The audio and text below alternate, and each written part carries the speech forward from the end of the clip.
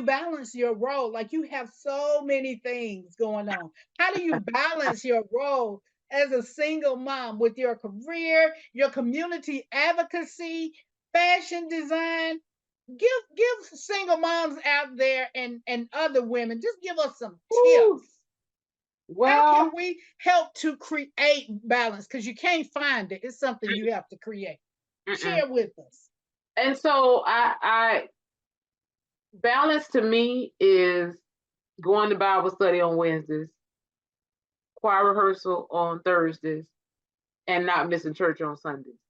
Now, it does require me to deliberately adjust my schedule so that I can be to those three things every week. And so, with all of my hecticness, when I'm at church, I'm focused. I'm completely focused on where I am at that moment. I'm in worship. I'm in ministry. I have daily devotion every day. Every day, I'm gonna start my day with the Lord on my mind. And sometimes it's a long time on my mind. Sometimes I say, "Well, Lord, thank you for this day," and I get right into it. But I take time to pour into my spirit and in my soul, and that's the way that I do it. And so many people have gotten away from what it means to gather with the saints because it's strength there, it's love there, it's the things that I need for me to be built up and continue on this journey. And so I can come there and lay it all out. I can lay it all right there, and I try to leave it there. Sometimes I grab a few of it, bring it back with me, but there I'm free. I love worship. I'm free to worship. I can that listen. I don't know who I would be without worship. So that is my escape, and it don't always happen at the church. Most times, my most authentic and most heartfelt worship is right here in the confines of wherever I'm at, and a lot of times it's home because it's just like, but it'll take place in the car. It'll take place in the grocery store. It'll take place wherever it needs to take place. But my release is being deliberate and getting to the house of prayer.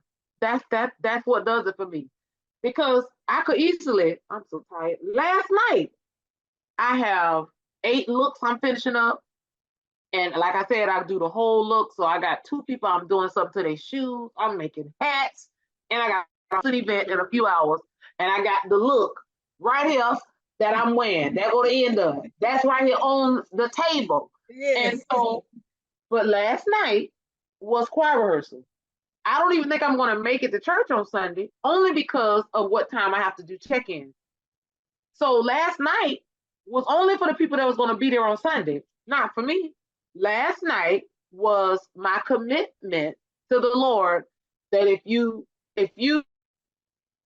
trust me enough to let me pursue my dreams and my visions that you placed in me long, long, long decades ago, I promise to keep you first. I'll never get too busy to where I don't care what show it is. I don't care what I don't care what it is.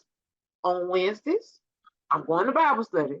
On Thursdays, I'm going to choir rehearsal. And on Sunday, I'm going to church. And sometimes I have to be at 2 services because I sing on the mic. But guess on Wednesday, I'm going to Bible study. And only time I watch it online is when they've canceled it and we're not meeting and they doing an old episode.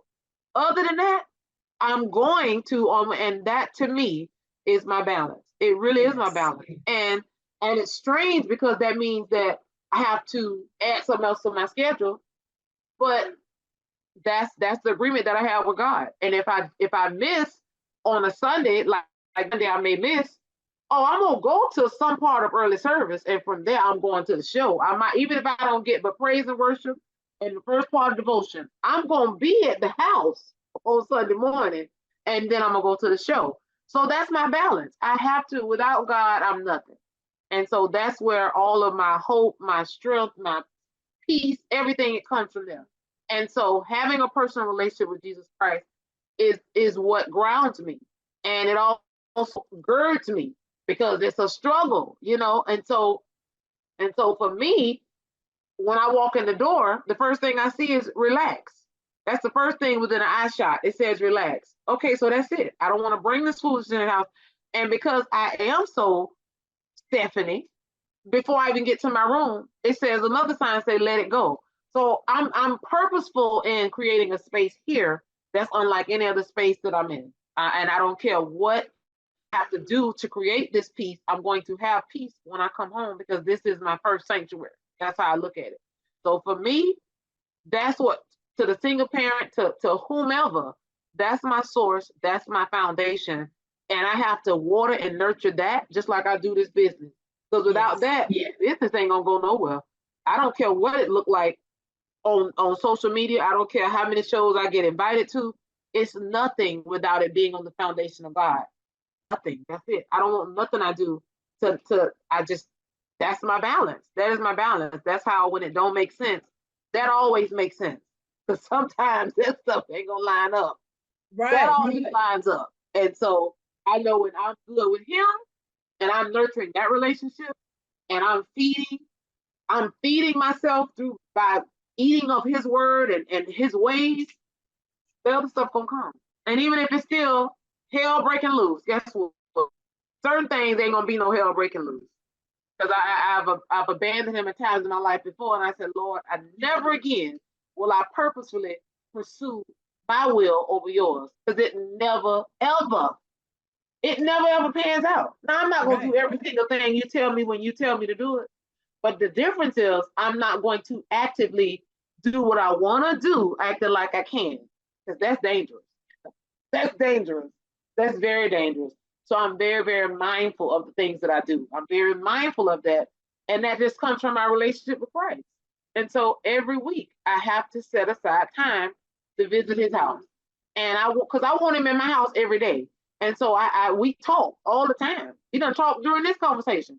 We talk all the time, and I'm going to always keep that as my constant. I follow certain people who are encouraging. I love me some Sarah Drake Roberts. I love Darius Daniels. Oh my God, love. You know that's my. You know that's I love. Listen, you already know. You already know. Coach, my mentor. All of the things. The things. That is what it is. And so I tell people all the time, like they'll tell me, and I feel bad about certain things, but I don't. And I say it like this: I didn't know Tina Turner had died. It had almost been like 3-4 days because I'm so checked out. Like I don't know the last time I sat and watched something on TV other than maybe Law and Order, and it was probably a 3-week old episode. It's to the point now where when I'm home, music is playing because a lot of times I'm working on different projects, so I don't have time to really sit and watch TV. Nor do I want to. And that was the complete opposite. Like 3 years ago, I had to have the cable, the streaming, the this, the that. I don't know.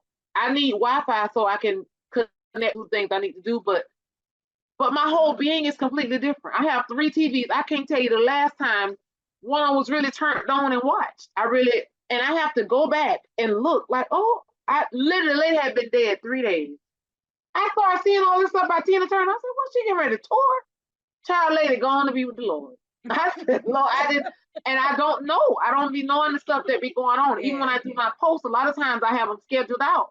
I don't know. I'm checked out from it, but it's helped me in so many ways. It's tremendously helped me because I was one of those ones that I was always glued to somebody else's drama, glued to somebody else's foolishness. Meanwhile, I got my own drama that's getting ready to erupt like a volcano. You be all right. Let me put another little Band-Aid on it. Ooh, chiming in, like it. Right, you don't log off and get on your knees, fall on your knees, go under your knee, just get on the back of your knee, turn your knee inside out, because you need to get yourself together, and you can't. So just stop playing. Stop playing. That's why I tell people all the time, whatever room I come in, I'm coming as me 100%. The good of me, the not so good of me, the flawed me. I'm just gonna be Stephanie. I'm every day I'm trying to get to that next level of me. That's it. I want to be to the next version of me. Not that this version is so, but ain't no sense in if I'm at the same place in my spiritual walk from 5 years ago, from a year ago with this world we're in, how people leaving up out of here, and I'm getting all these notifications. This person died, that person died, this person got this cancer, and all this stuff. Even just riding from one side of town to the next, the Lord allowed me to get there without no car accident. And I'm looking at all this stuff I see on the news. We blessed that we don't get this crazy weather. Yeah, it be cold in the morning, hot. But for the most part, God has really been sparing us. And I'm just like, Lord, I don't know anybody else I would give my life for other than you. I don't know how I could manage. And so I want to be a better version. I want to be a better example of you in areas in my life. I want to be somebody that you can rely on that, oh, okay, if I send this to Stephanie, she's not going to crumble under pressure. She's going to be an example of the believer. I want people to come to me through Stephanie because she is unorthodox. But I mean, Stephanie got to be right. Because I don't want you to follow Stephanie. I may introduce you to Christ, but don't follow me. No, I need you to follow him. And if I need to be a better version of myself in Christ, then that's what I need to work towards.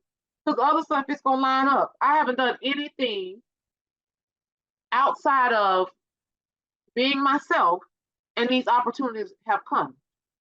And that wasn't always the case. I've conformed years past to be accepted, to be a part of this, to be on this show, to be on this roster. I have conformed. And I said, Lord, if you give me another shot, I'm going to do it in a way that I can just be me and you get the glory and the business is going to do what it's going to do. And so every month since last May, without fail, every month I get called. And sometimes I have to tell people, no, every month. This is my 4th interview. 3 of them I didn't even know. They don't heard about me. Yes. Yes. I don't. So I said, Lord, there's something to following you. There is something to when you do it his way, even if it take you longer, even if the path ain't exactly how you thought it was going to be, but there, it pays to serve Christ. Ain't that's what the older folks used to say? It pays. It pays to serve Christ. Yes.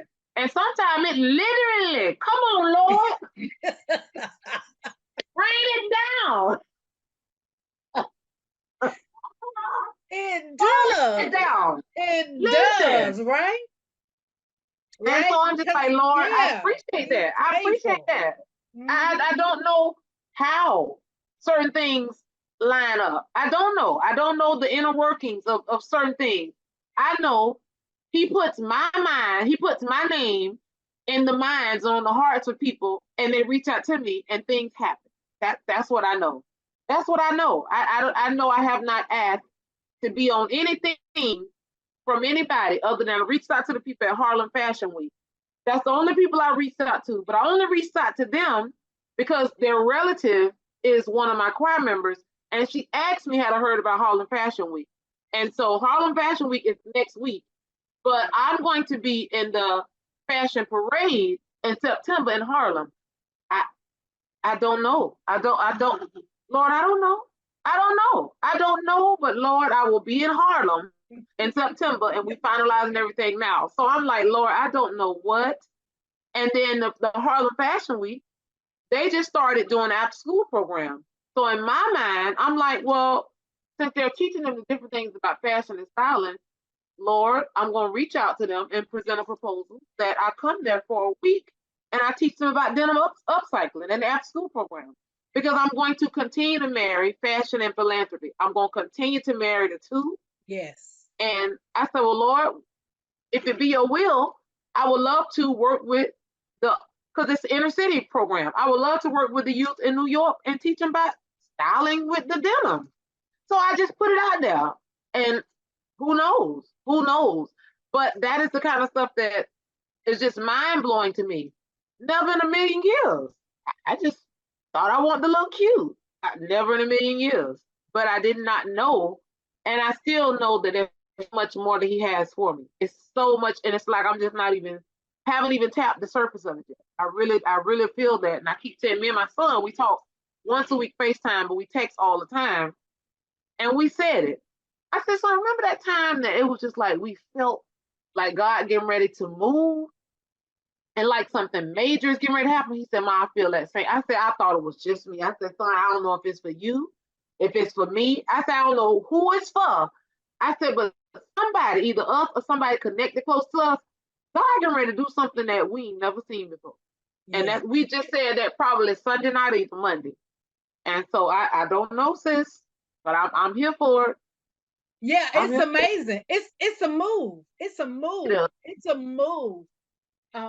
And I know that one of the things that God has really been pressing on me, I've been doing a lot of work Okay. on myself.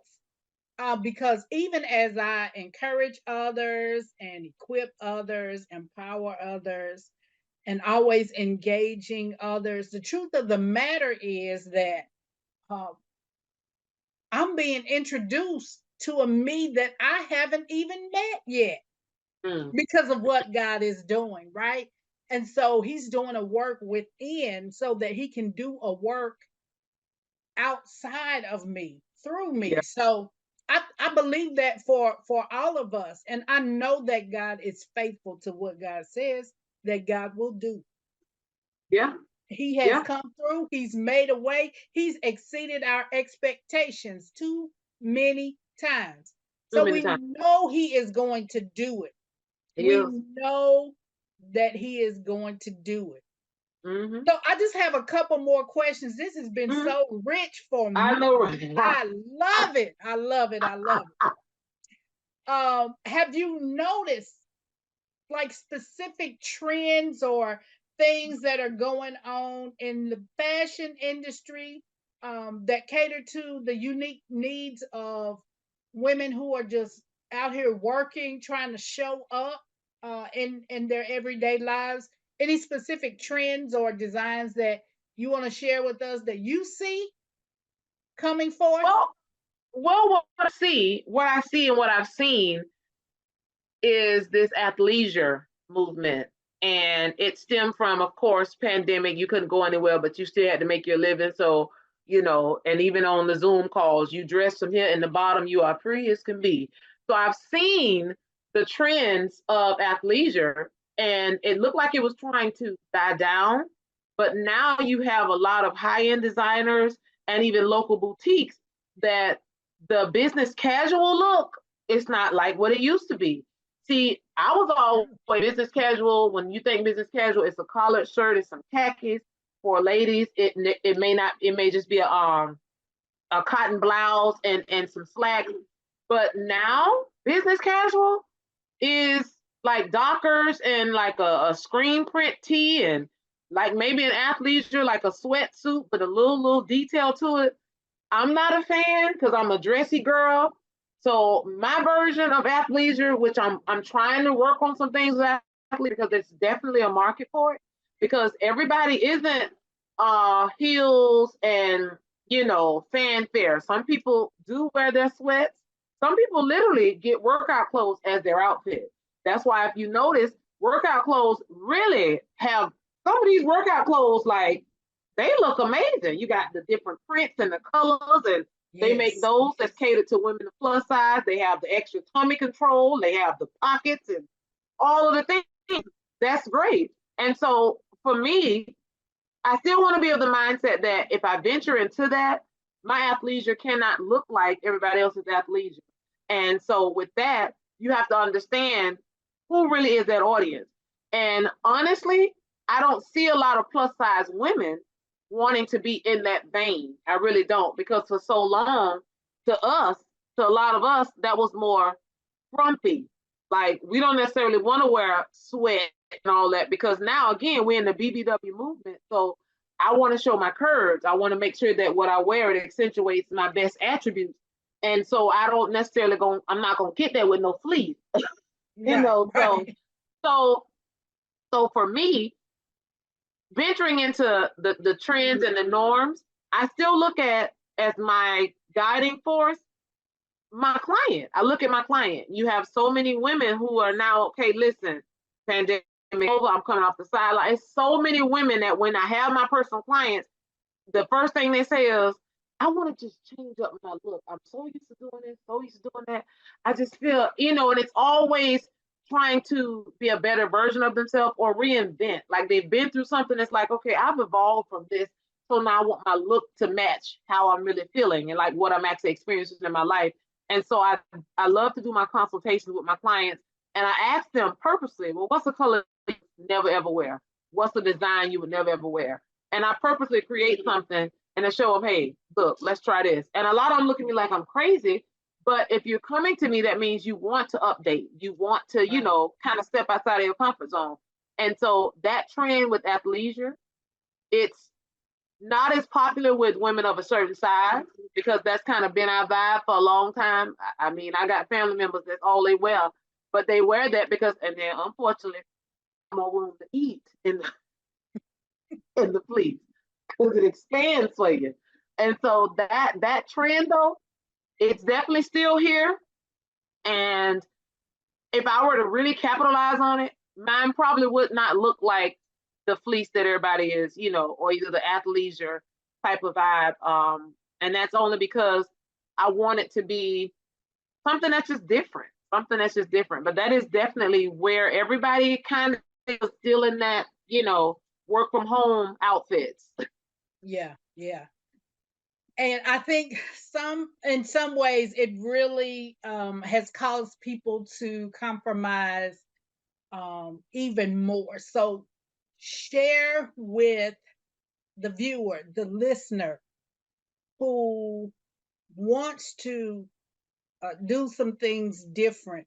Share with them the importance of not showing up in the bonnet, of not Right. showing up with all of the cleavage out, and not showing up with the pajama pants on in places where those things are not acceptable to wear. Let's talk a little bit about that because I know it's important for us to show up, but how we show up is important. Yeah. Whether we like it or not, there are stereotypes that are associated with how we show up. And we Yeah. already have to fight for so much, right? We already Woo, have to fight for so much. Let's my not God. create another something that we Hmm. have to fight about. So, talk a little bit about that. What message would you share with viewers and listeners about how you show up and what not to wear when you show up? Right, right. Well, I always ask, what's the motivation behind going in the store with a bonnet on, with slides on, or another perspective, with shorts that are so high that you can't tell if they're your underwear or they're the actual shorts. What is your motivation? Now, I look at so much and it's so offensive. And it's offensive because I look at the Rosa Parks generation, Harriet Tubman generation. I look at when we had so little, but we still had pride in the way that we presented ourselves. I don't care if that was the maid, her shirt was tucked in, it was clean, and it might have been the shirt that she just washed out, maybe washing every day to wear. Even the movies like The Help, I look at, I don't generate or navigate, I'm sorry, to those type movies. I really don't. I'm not a fan of those type movies. But what I have done was I look at the imagery that even back then there was pride, there was dignity in how we stepped out in the street. You already stepping out there as a black woman. You already stepping out there, and so many people don't even want you to step in general, but you're already coming onto a scene, already being looked at, already being classified, stereotyped, you're already being minimized, you're being all these things. Why then would you play into that? Why then? Yes, and you have the freedom to be and to go and to do all of those things. But what is the motivation behind proving them right? What is the motivation behind going in a store and you're half dressed, and God forbid if you're walking with your son, God forbid if you're walking with your daughter, and then somebody approaches you and they call you out of what you're depicting, and then it turns into something. What's the motivation behind having your breast out?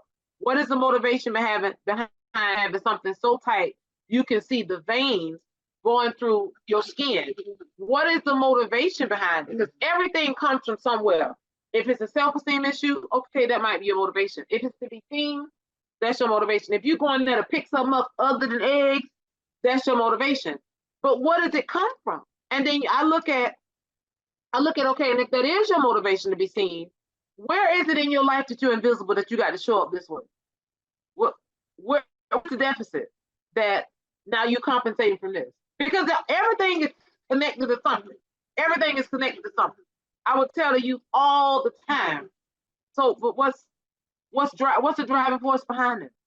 What is it? Okay, so now, what's the driving force behind that? Everything is connected one to the other.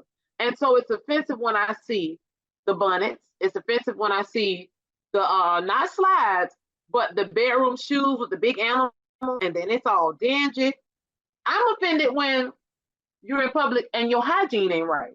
I'm offended by all of those things. I really am, because at this point, whether you shopping from a thrift store, whether you shopping from wherever you shop from, when you want to put yourself together, you put yourself together. You put yourself together. Because I never seen people taking their body selfies on there and you looking a mess. You ain't taking no selfie with no bonnet. Long enough to take that picture in your car. You put yourself together if you got a hot date with somebody. You do all little Johnny to school. You hiding in there, you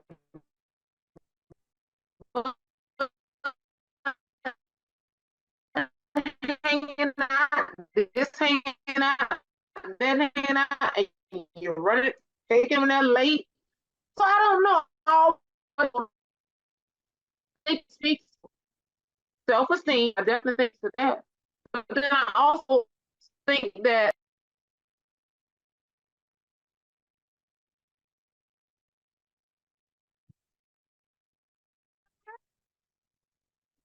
did it cut us out? It did, but the devil is a liar. See that there? Yeah. And I think it speaks to more so than anything else. We have this I don't care type of vibe, and it's so strong. It's like barely enough is enough. I'm gonna half do it. I'm grown. I'm so sick of that expression. I do what I want to do. You don't tell me what to do. All of these things. And then we be super duper black all of February. And we real black Juneteenth.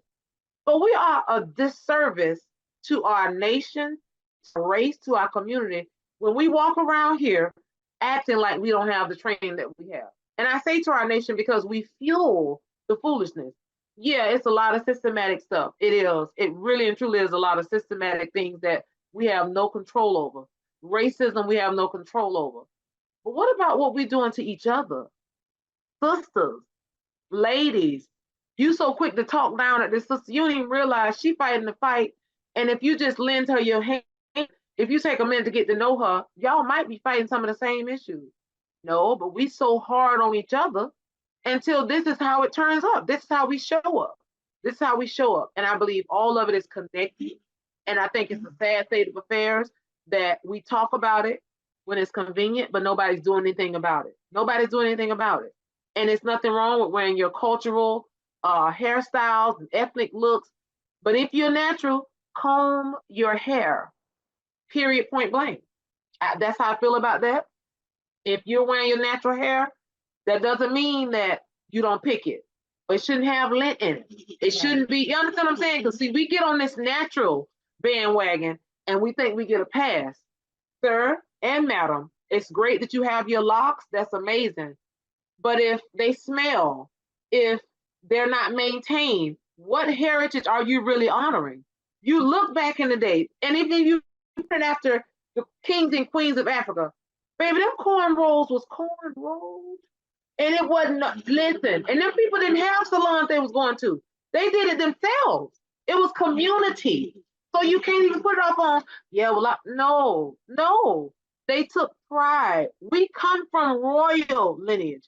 We were not, our highest of heights was not slaves. That wasn't our highest of heights. That wasn't. We literally are the genealogy for actual kings and queens. Period. That's just what it is. And so you mean to tell me that's how you showing up for King Old Boom Baba? I might be saying the name wrong, but that's how you gonna represent that from which you came? I don't like it. I don't like it. I'm not okay with it. And we quick to say we queens and kings, but then we walk around and looking like paupers. I don't like it. I don't know when it's gonna change. Unfortunately, I don't think it's going to change because it's now the norm to look a mess. Right. It's the norm to look a mess. They even make baby bonnets So you got your big bunnet on, she got her little bunnet on, and y'all bunneting up, and you got the big old lashes. And style is how you like your style. Fashion is subjective to who you are. But with certain styles and certain fashions, it's an attachment. If your pants are hanging down, I don't care if that's the style. I don't care if that's the norm. That's not positive. Doesn't depict you in a light. You cannot go in anybody's bank, anybody's institution, and be taken seriously if you look the way that you look. And yeah, a lot of people say, well, that's why I go in business for myself. Even those entrepreneurs, you still got to be able to go in that meeting and form that partnership. That's just how that goes. And you shouldn't just have a suit for when you got to stand before a judge. That's how I feel about that. Yes, I love that because I think it's important for us to really, there are things we know we needed to change from the past, but that was not one of them. We still need to show up clean, well groomed, right? We still need to take pride in the way that we look. That's not something that we ought to attribute to racism.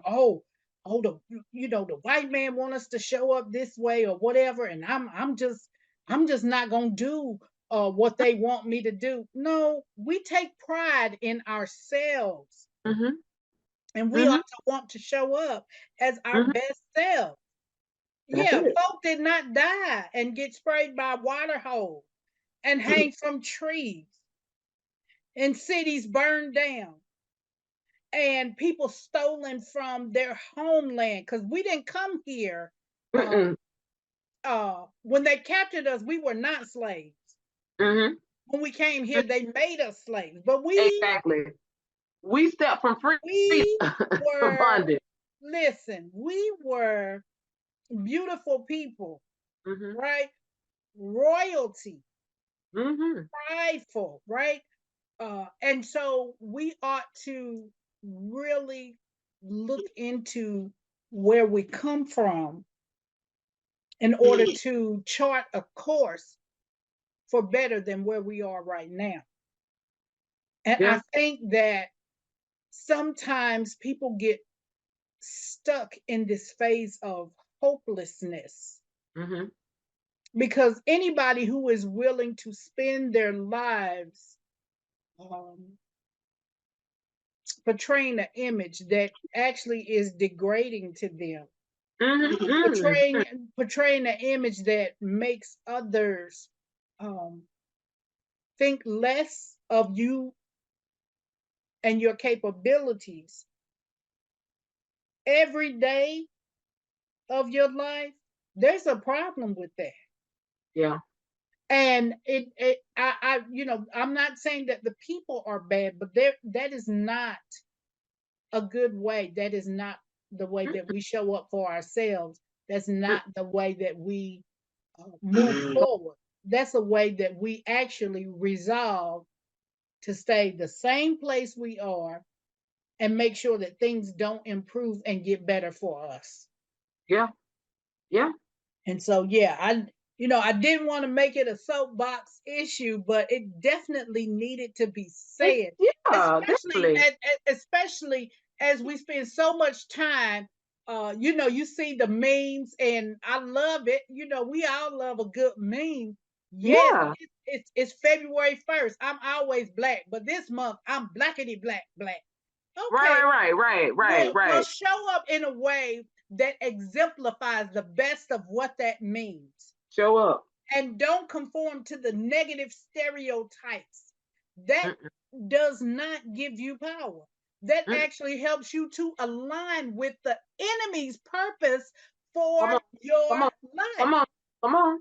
And I think we need to remember that overall. I think whether it is in matters of how we show up for interviews or even expressions of our own individuality and sexuality. We want to be known as women who uh, secure the bag. We want to be known as women who show up for ourselves. Don't align yourself with somebody else's stereotype of who you are. And Black women are always the first to be over sexualized. Oh yeah. in community and society. And so don't comply with what they say about us and the negative stereotypes, and then um, expect for you to be taken seriously. Mm-hmm. Expect for you to be elevated as a woman of dignity and strength. And so I think those are things that we have to remember, and Oh they are yeah. so important. And sometimes we don't talk about those things. Mm-hmm. And we've made it in today's culture, we've made it's all right to do whatever it is that you feel like you want to do that makes you money. It's like, no, at some point, we've got to uphold the standard and Yeah. raise the standard, right? So I love that you spoke about that. And I knew you would. That's why I asked you that question. So leave us with a message of hope that you convey through your designs, that you convey through your conversations with women, with young people, Mm-hmm. anybody really. Leave us with a message of hope to impact our lives today and every day. Well, I would first say, I mean, and it's not cliche-ish, but a lot of times it gets that rap, to thine own self be true. Because at the end of the day, the beginning of the day, if you don't like yourself, it's really going to show up in pretty much every area that you are attached to eventually. Because we are some masters of disguise, and so, but it gets tiring trying to be somebody other than you. It really does. It really does. And so I tell people all the time, you are the best representation of you. And it's not just today, it's whatever moment you're in. So capitalize on that. And that's going to help you with conflict resolution. The best version of you to show up for that. If you want it to be where you hemming and hawing and this and that, then that's the birth. That's what you chose to be, the best version of you. But own it. Own who you are every single day you wake up. Every day, every single day, you got to look in that mirror and tell yourself that you are enough. Tell yourself that whatever room you enter into, you're going to go in as yourself. You are enough, period, point blank. Whatever the situation is, whatever task that's before you, nobody is going to be able to do it like you do it, because you're the one designed to do it. Even if you give them the complete playbook, they still can't do it the way you do it. So Yes. don't get distracted by people that are in the same industry as you. Don't get distracted by people that may look just like you or have the similarities of you. Does not matter. You can give them the entire playbook. What is for you is for you. Nobody can execute it the way that you have to execute it, and born to execute it. So never ever blend in, and be okay with who you are. And it's a process. It's a process. But the more you fall in love, and the same intensity that you put into pursuing your business, pursuing your children in terms of being the best parent you can possibly be, you need to take that same energy. Like they say, use that same energy, take that same energy and apply it to you. You can't be the version of anything for anybody if you're not working on your version of you. That's all I got. That's good. Listen, today we have had great conversation. We talked about everything from fashion to faith. We talked about who we are at our core and what we Mm, are becoming. So thank yeah. you so much for being our guest today and for telling the truth, because I knew if anybody was going to tell it, it was going to be you. Thank Listen. you, sis. Love Thank you you. big. And we are Listen. continuing to look for amazing things. Amen, amen. Thank you so very much for this opportunity. Whenever we link up, it's always a good time, and it's always an opportunity to learn, grow, and develop. You know what I mean? So Yeah. it's always confirming. It's always, chicken soup for the soul. It's all those things. We've never wasted each other's time.